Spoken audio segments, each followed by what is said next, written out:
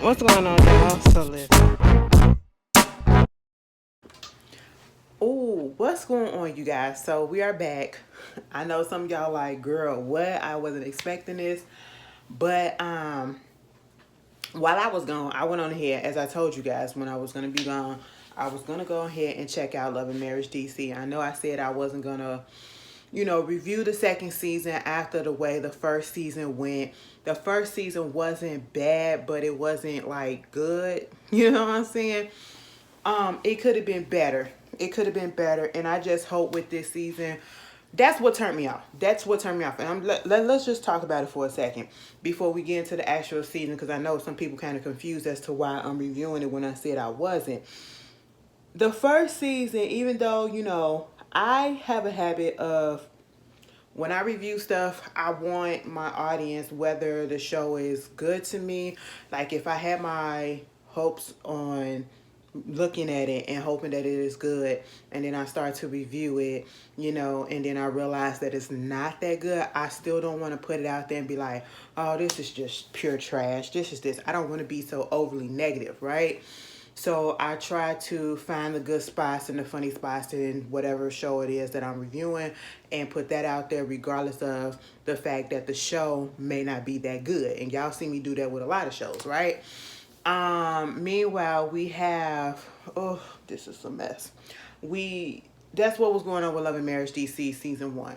Season one, I feel like some of us came in because we wanted to see how Monique was going to fare being on the cast that she is at the Realms. You know what I'm saying? She's like, the tie and the common denominator amongst all of the people that are there. She's the one that brought in all the couples, or the couples have some type of, relationship with her some way, somehow that ties everybody together. And it just seems like, that seemed like a good idea, something that was a little small on a smaller network, whatever, something simple, something that probably would have felt a little bit more authentic, especially coming off of Love and Marriage Huntsville, right? Okay, because we know how Love and Marriage Huntsville worked. Love and Marriage Huntsville actually had couples on there who known each other for years prior to getting onto the show. Then we get to Love and Marriage DC and realize that that's not really the case. These people are put together because they've only known each other for a few months or through social media, never really truly interacted with each other in public, or, only right before the show starts to film and during filming. I don't like it when it happens like that, especially like when you're opening up a new show. You're presenting a new show and you're presenting it to us as if everybody is friends, everybody know each other. But then, and especially off of the heels again of, Love and Marriage Huntsville, that's just how it was. Oh, I can't wait to get this hair done Wednesday. That's just how it was. Everybody knew each other, so it felt authentic. It felt real.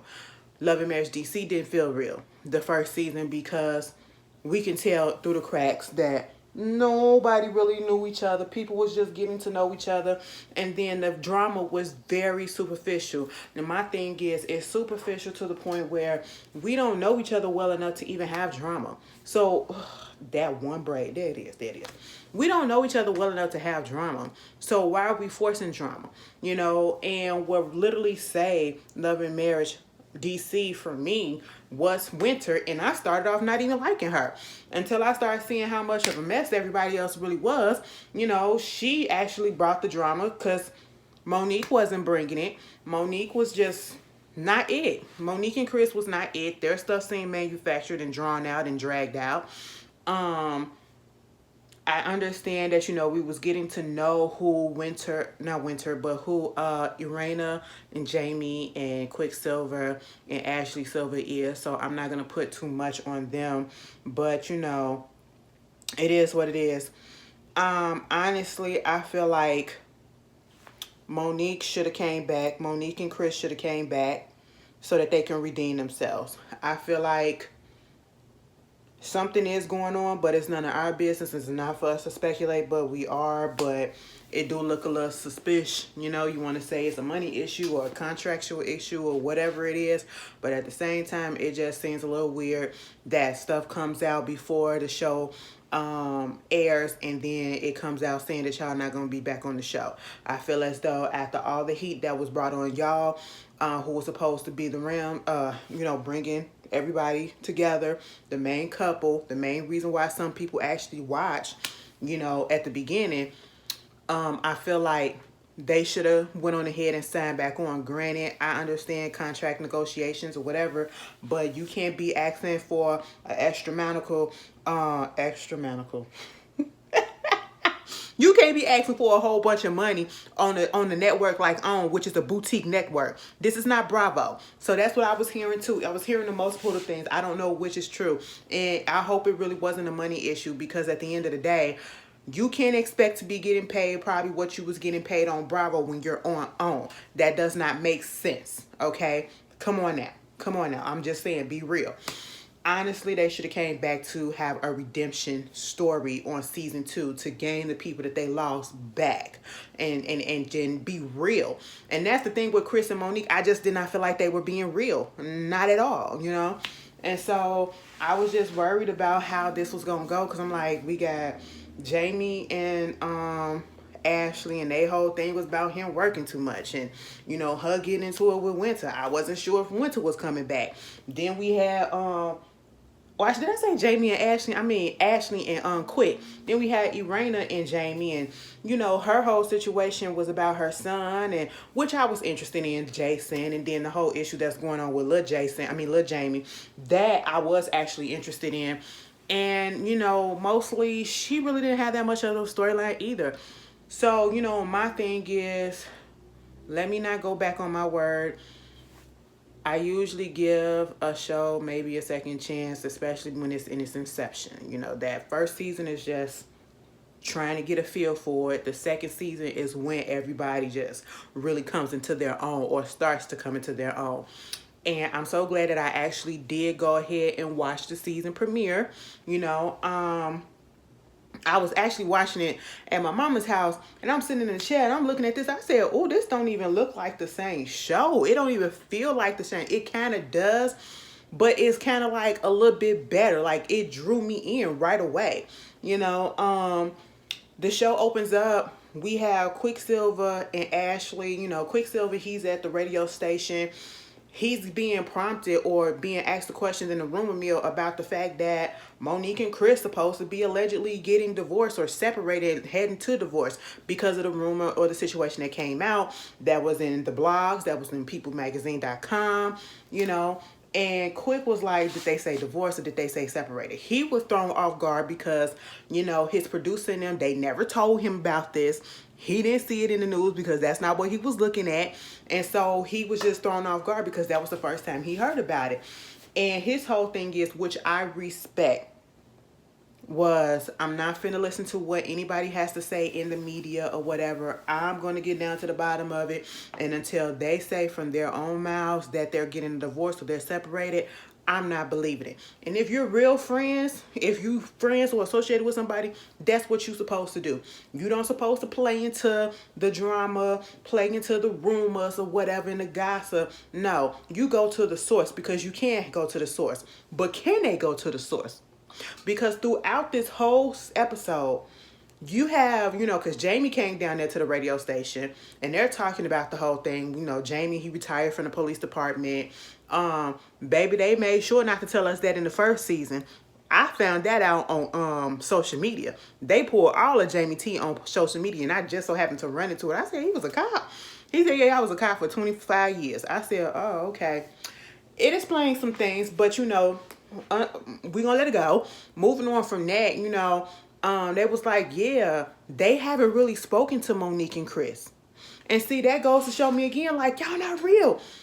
I don't like reality shows, and most of the, and I can say I don't like it when this happens, but this is the pattern that we see with most of these, and I'm talking about the majority of these reality shows, because a lot of these reality shows at this point, they're not authentic like the beginning reality shows where people actually knew each other and people were actually friends, and unless they had a falling out, they continue to talk to each other outside of the filming, So you have Quick saying that he hasn't heard from Monique and what's his name, Chris, in a minute. Jamie saying the same thing. Irena and Ashley saying the same thing, and it's like, so y'all just remove yourself from the friend group, so y'all just, because y'all not filming, y'all just not gonna be cool with them like that, or y'all gonna, draw back. I don't know what it was, but it is what it is. They don't know what's going on, and I said, you know what, if you don't know what's going on, it's not meant for you to know what's going on. You're gonna find out when everybody else in the public find out, because obviously them people are not your friends. Okay, moving on from that, we find out that Jamie is having issues again with Lil Jamie. I'm gonna need him to get his stuff together. And that was mainly really reason why I really wanted to do this video review, because of that whole situation. Basically, the last time we saw them, they was gonna try to get on a good path, right? Obviously, that didn't work out. He got a speeding ticket that came in the mail.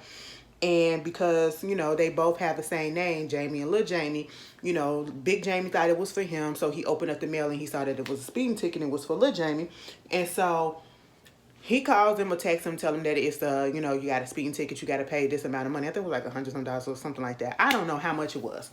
But he gonna say, oh, well, could you pay it for me? And Big Jamie was like, well, I'm not the one that got the ticket. So, no. And I felt like I would have said the same thing. No lie. Because at the end of the day, this is not my responsibility. This is your responsibility. If you know that you don't have a job, if you know you don't have income coming in frequently and consistently, you out here driving and everything, so in a car that you didn't even buy, a car that was brought for you, you know what I'm saying? You mean to tell me you can't take all of the precautions that you need to not speed and not go through a red light or run through a rolling stop or whatever like that, through a stop sign or something like that? You mean to tell me you can't do that? That's the least you can do when you ain't doing nothing else, okay? So you got Quick listening to all of this, and it's just a mess. And so Quick takes it home to Ashley. Ashley got her stuff going on. We saw earlier that Ashley and Irena was sitting there talking at the bar or whatever. They had met up.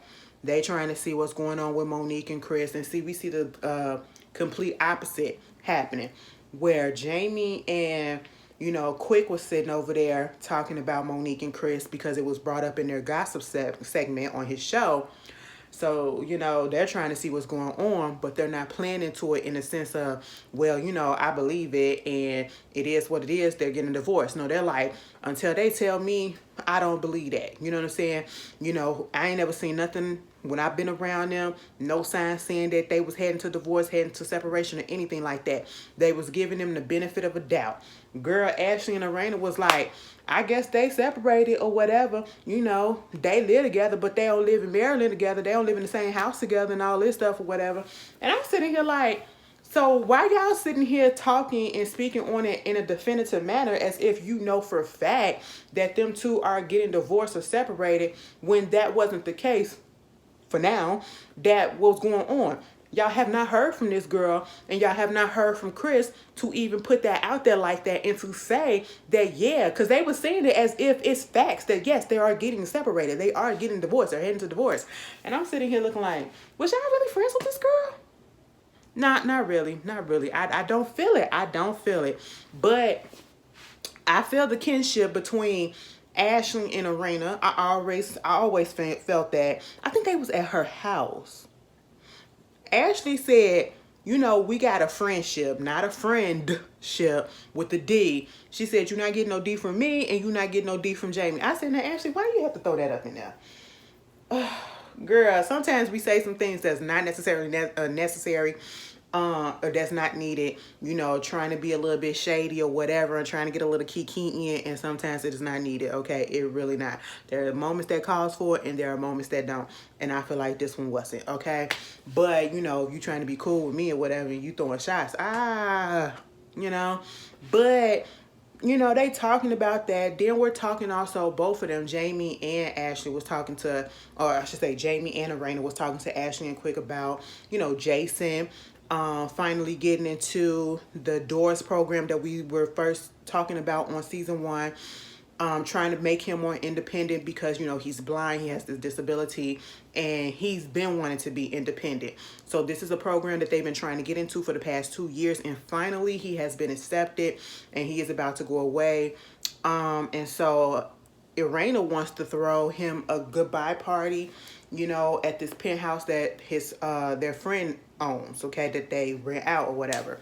And so they're going to have a party. They're going to invite all the friends, the family. They're inviting Chris and Monique, and they hope that Chris and Monique comes because, apparently Chris, or they were close to Jason, especially Monique and Jason. They had a little bond or something like that was said. And I was like, okay, cool. Honestly, I thought they would have at least shown up, but then I have to remember that when the reports came out saying that they were not coming out, before they confirmed that they were not coming back to season 2, they said that they had not started filming with the rest of the cast. Okay. And so there's that.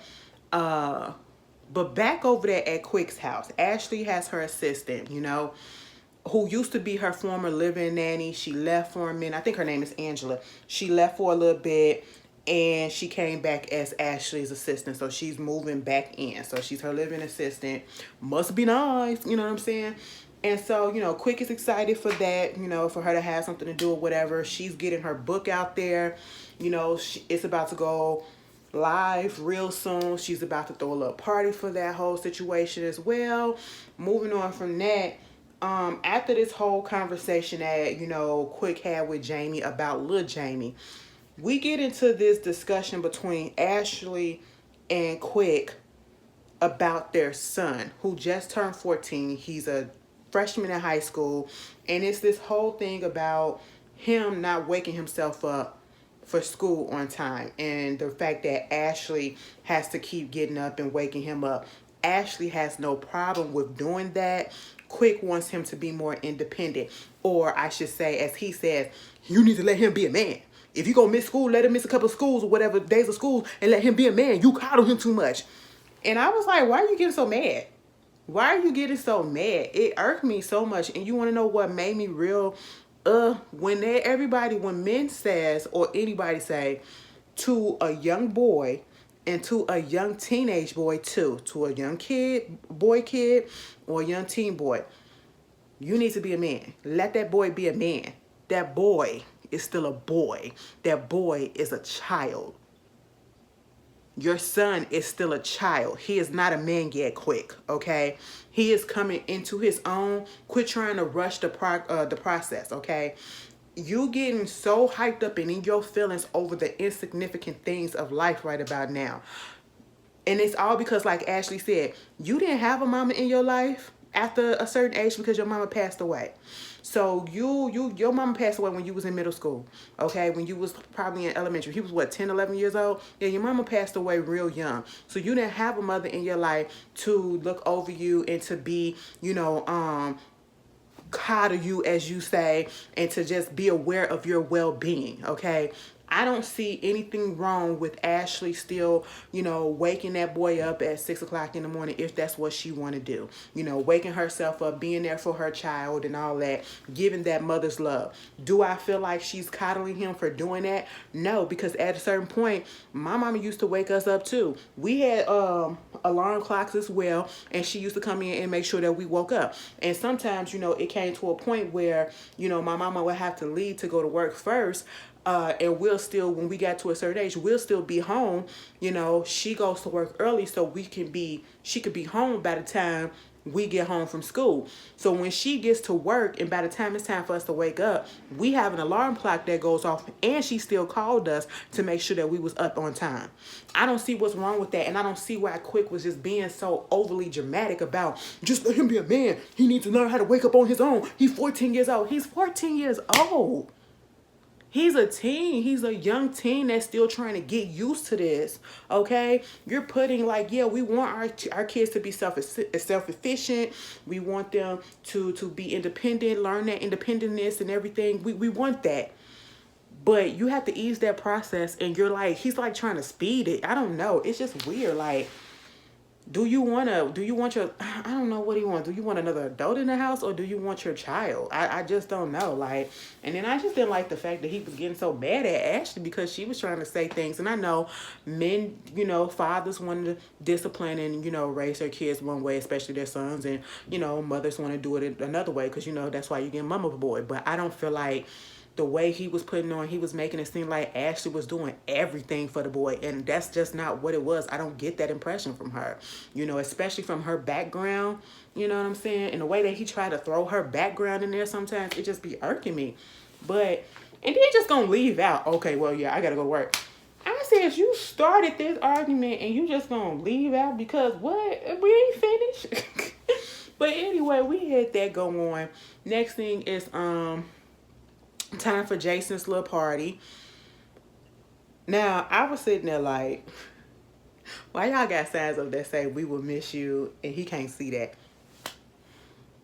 You got signs everywhere, signs in the cupcake that says yum and,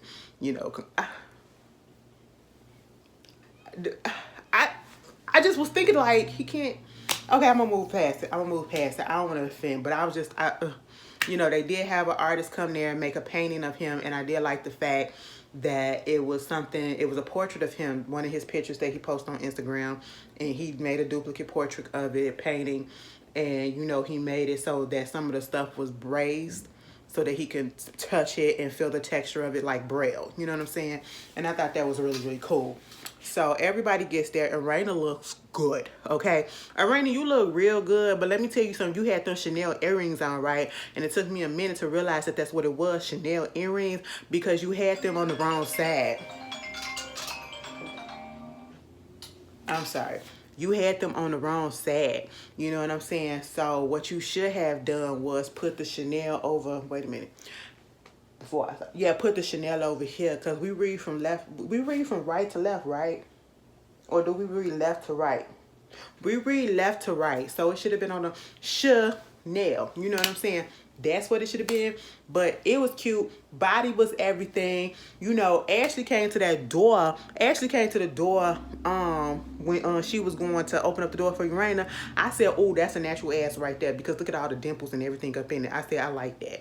Anyway, I just noticed things. Those are the small things that I noticed, okay? Also, before we get into it, we get a new couple, Clifton and Joy. Y'all say they from Ready to Love. I don't watch the show. I said I was going to attempt to watch it, but something just, it don't call to me. It don't call to me. And I know that it's one of OWN's popular shows. I'm just not a dating game type of person. But I force myself to watch Love is Blind because everybody and their mama be watching it. And it's silly. That's why. But other than that, I really can't do these competition reality shows like that. I can only take so much. Okay, one day I'm gonna sit down and actually just watch it and try to understand what it is. But sometimes y'all be mad as hell on Twitter when y'all be tweeting about this and Married at First Sight. Baby, I know for a fact that I cannot watch Married at First Sight because I know that is going to get my blood pressure up. All right, because some of the stuff that y'all be tweeting about, some of them couples that I just randomly see on the timeline, I be like, what the freak? And why would y'all want to do that? I don't want to. Anyway, so we get Clifton and Joy, their fiance. She was a singer that sang all over the world, and she moved in with him, and now they're looking for a property together. He has 2 kids, an 18-year-old and a 4-year-old son, and she has none, and have to deal with that blending of the families and being a stepmom and a bonus mom or whatever you want to call it. She apparently is cool. They're cool with Irena and Jamie. Jamie said, now clear this up for me. Did he say that they had already met at one of his events before? And was this like before they came on to the Ready to Love show? Or was it like after the Ready to Love show, he had an event and then they met Jamie there and they just been cool ever since? Either way, they've been kicking it for a minute, okay? They got the pictures and everything to prove it, and apparently Joy is also a friend of Ashley as well. Which brings me to the next issue that I wanted to discuss for a second. So when everybody get there to Jason's party at the little penthouse, you got family, you got friend, or I should, yeah, Jason. Joy and Clifton do come in, and I've heard some stuff about Joy and Clifton. Y'all put it down in the comments. What should I be looking forward to? Because I didn't hear not too many good things about them when they first announced. People was like, why them? And I was like, oh, what happened? If you know it, I'm giving y'all the permission because I want to know. I want to keep up without having to actually go watch that show and to see what exactly it is what happened. You know what I'm saying? Are we going to like these people or not? I'm going to judge myself, but I want to know y'all opinion of what y'all already know, you know? But anyway, Joy comes in. Everybody's cool. You know, Ashley has this podcast. I forgot what it's called, but, you know, she do have a podcast. And her co-host was there as well. So they all sitting around talking. Joy let them know that, you know, she will be talking at the Steve Harvey and Marjorie Harvey Foundation, whatever situation is going on. They asked her to come talk to a group of single women or whatever about Ready to Love. And Ashley automatically was like, well, why would you do that? You know, but you're not a mother. You're not a single mother. And then, of course, when she does it, her co-host, she wants to pop in. And I was with Irena. Why are we making it such a big deal? Because this went on a little bit too long. If you are my friend, as they put it out there and made it seem that Joy was friends with Ashley as well, why are you questioning why I'm doing something and not just being happy for me? Granted, yes, I am not a single mother. I am not a mother. But they called and they asked me to come and talk to these women. I don't know why they named it that.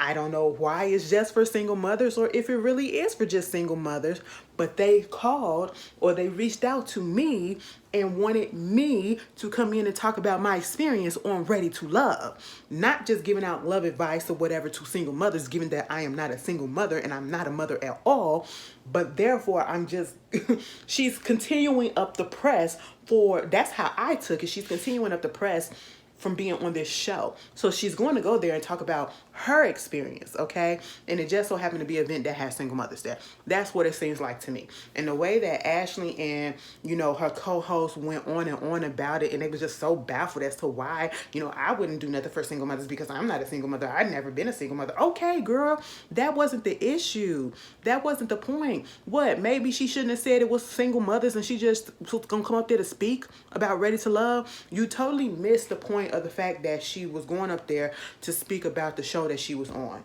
and her experience with being ready to love. Okay, you focusing on the fact that, oh, it's single mothers. So what? And then the other girl that was talking, the co-host, baby, we didn't ask that. We didn't ask all of your experience. We don't care. And all these facial expressions that y'all was making, it was too much. I said, damn, you just can't be happy for people. I don't like when people like announce something good that's supposed to be my homegirl and my homie or whatever, you're supposed to be on my side and all that stuff, and I'm telling you what's good or whatever, and instead of giving me a congratulations and being like, oh, you'll do great, you kicking me and making me feel bad. And that's exactly what Ashley and her co-host did. And then want to announce the fact that her podcast is coming back for season 5 and they're going to throw this big event. Girl, I felt Joy up in that confessional. Like, this don't feel like no sisterhood right about now. Like, you supposed to be, like, what is this? I felt her on that, you know? Meanwhile, Jason get there. Like I said, Jason was there. He was having a good time. He is just he seems like such a fun kid, a fun person to be around. You know, he was just there for the party, for the fun and everything. And next thing you know, Irena is feeling some type of way because Monique and Kristen show up. Jamie feels some way about it. And I was like, y'all haven't spoken to them in a minute. So what did you expect? And honestly, I think it's kind of messed up that they didn't show up. And not necessarily didn't show up, didn't even tell them that they wasn't going to show up. Because that's the issue. Somebody can invite you to something and that doesn't mean that you have to come. You can also tell them, especially if they personally invited you, you can also tell them that, hey, I would love to come, but I'm not going to be able to make it because so and so and so and so. And truth be told, you ain't even got to tell a reason. You just got to say, I'm not going to be able to make it. Okay, that's the least they could have did. That's the least they could have did. And don't give me no editing this. They edited out. Nah. I really feel like they just, once they was done with this show, they was done with the rest of them couples. That's just what it feel like. You know what I'm saying? Moving on from that, little Jamie come up in there. Big Jamie see him. And I was annoyed that Big Jamie wanted to talk to him. Y'all give the little speech for Jason, which was nice, both of them. And then you want to take little Jamie out on the balcony and ask him about this text message that he sent, talking about how this is why I stay with my girlfriend, because y'all don't do nothing for me and all this stuff. Woo, woo, woo. And so, of course, Raina felt some type of way about it. And, of course, Jamie felt some type of way. And I understand feeling some type of way about what he said, because he was acting spoiled. He was acting entitled. He was acting all of that. But to bring this issue up, knowing how contentious you guys are, y'all relationship is volatile. Sometimes it's very hostile. Y'all not in a good place. Why wait? Not wait. Why use the Jason's party, even if it was outside away from everybody else? Why use that situation to talk about what was going on? I didn't like that Big Jamie brought it up there. So I was on little Jamie's side right there. I'm here trying to celebrate my brother, okay? Excuse me. I'm up in here trying to celebrate my brother. And you want to bring this, but at the same time, Big Jamie, you was in that confessional talking about how, these kids in the 90s or whatever, they expect this, they expect that. The reason why these kids expect all of that, and the reason why Jason is, little Jamie is acting like that, and you talking about he's entitled and he's spoiled and he's this and he's that, y'all did that to him. You and Arana.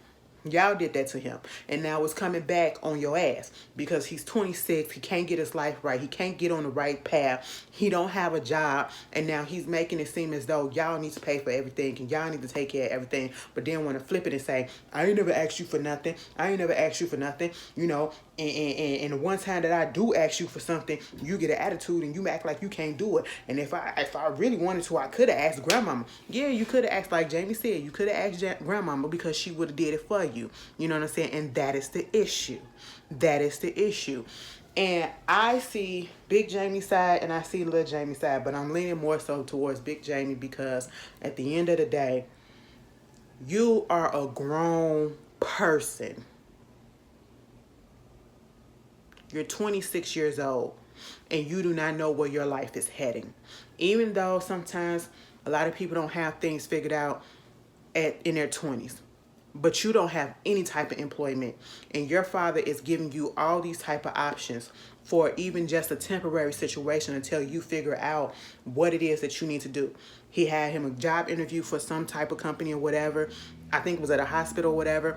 And he couldn't get it because the background check goes back for the last 5 years. And we know for the last 5 years, he had gotten into trouble. So he couldn't get the job. And he said since he couldn't get that job, he just stopped talking to everybody.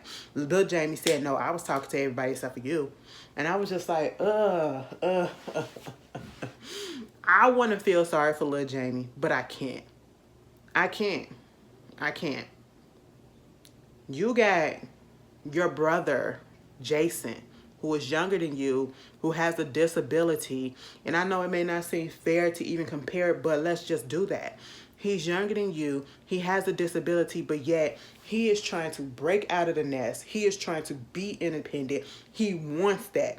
He wants to be out here working. He wants to be out here following his goals. He wants to be making his own money. He don't want to have to depend on anybody. He wants to be an adult while you're sitting up in here acting like a child. And then the way that he flipped it and tried to make it seem as if Big Jamie was jealous of the fact that he had a girlfriend. Oh, you've been telling me all this time that I need to give me a woman. I need to give me a woman. And now that I got me a woman, you feel some way about the fact that she take care of me. She do this. The fact that that girl that's not your wife is taking care of you and you ain't got no job. Who is she? I need to see her. Because, mama, you need... I need to understand what's going on. I need to understand what's going on. And then he was like, I got you, I don't want to work security or whatever. He was like, you ain't got to work security, but you got to do something. You got to do something. And I'm just sitting here like, oh, this is not the right time. But it was a conversation that needed to be had. It just had at the wrong time because now they're about to make a scene. Because Lil Jamie leaves out. Big Jamie comes out and he's still talking under his breath. He talking to Quick about what's going on. And then the producer come up in there and was like, Lil Jamie outside, Lil Jamie outside. Another producer out there talking to Lil Jamie like, come on, you just need to talk to him. You got his name and all this stuff. And I'm like, if you don't want to talk to him, he ain't got to talk to him, okay? Let's calm this down. Let's not do this here. He's sitting on the floor crying. And then they get into it. Man, I ain't finna do this. Don't touch me. Don't put your hands in front of my face. Don't do this. And he was like, what you gonna do? I'm sitting here like, so y'all finna box in the hallway? This ain't even your property. Y'all need to calm down. And again, we escape the fact that we are here for Jason, not for this mess. Oh, it was just a lot. It was, I did not like that part. I said, oh my God. Lil Jamie needs to get his stuff together. Big Jamie, you need to take some accountability and say that I had a role. We had a role as parents in, making him so entitled, making him so comfortable. But at the same time, he is an adult and he's making these decisions on his own. And Lil Jamie needs to grow up. He needs to grow up. That's basically what it is, okay? And stop thinking that people are going to do for him. Grow up and get yourself a job. That's what you need to do, all right? But anyway, we ain't saying that you got to have everything figured out, because it be people that 30 years old ain't got it all figured out. But yet they're out here working to sustain life for themselves until they have it figured out, okay? You have a raw deal. You have it easy. You at one point was living with your parents. They weren't kicking you out because you ain't had no job, but you could have just at least went on ahead and got a job. Now, I just don't understand being in your 20s or being an adult, period, and not wanting to work and have an income coming in and having to depend on other people. No. But you guys tell me how y'all feel about this episode. Yeah, I will be back to review it each week, okay? It will be on time next time, and I will see you guys later. Peace.